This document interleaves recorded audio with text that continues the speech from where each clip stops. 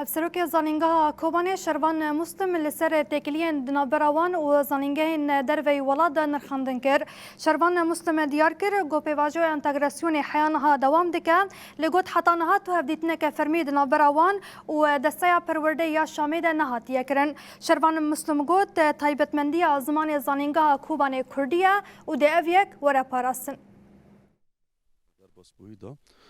سر اساسی و خواندن کوش عالی زانگاه چچنیا پولندی و آوی که باش سرکفتی در باس بوم لوی در این نقاش هم جاره کردن درباره تشتی کمال هفکری هات شکرن سروک زانگاه را هفدیتن هات شکرن و هنک خال هاتن زیده کرن مینا که خالا مجار زمان هات زیده کرن کامت کان بن زمان اون آخافتن امت ده هبوم و هر وها هفدیتن به اکادمیسیان رجحات شکرن و بزانگاه راحت شکرن بگشتی هفته مد چارچوبه که چا دابون که تکان به درا کار بکن هر تام او بون و یعنی دمک او دمکین که عملو داریم از سه واسخین تفاهم امضا کردن یک بناوند کردی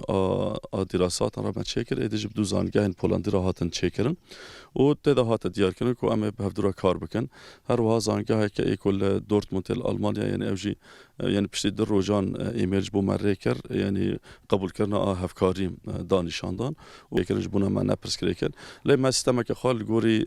ام بیشن زانگاه مدرن مچ کردن و براستیان هندر وی گرم داشتی پر سیستم ما عجباندن یعنی اره هنگ تیبینی جه ولی امان بگیش مجیتنا پیشکش کردن از بارون بر و داوود شونه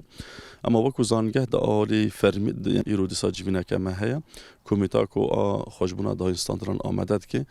ما بگشتی دوستان خوا آمده کردن عالی اداری دا عالی اکادمیک دا کادری میهی خواندکاران مچ خواستن ام بیشن رباز کو زانگاه سرد مشه چرنگیه چاویا بگشتی ما حاضرتیا که باش کریه یعنی لامل بنده نج عالی وزارت خواندن بنجی کو دما کمیته اونواره ام کانون حاضرن یعنی لید انجام ده ام زان سیاست ام زمانی زانگاه کوبانج روجاواجی زانگاه زمان کردیه یعنی ما زانگاه خاص به زمان کردی دای آوا کنه او کو تایبت مندیا که هر یعنی بگمان ببره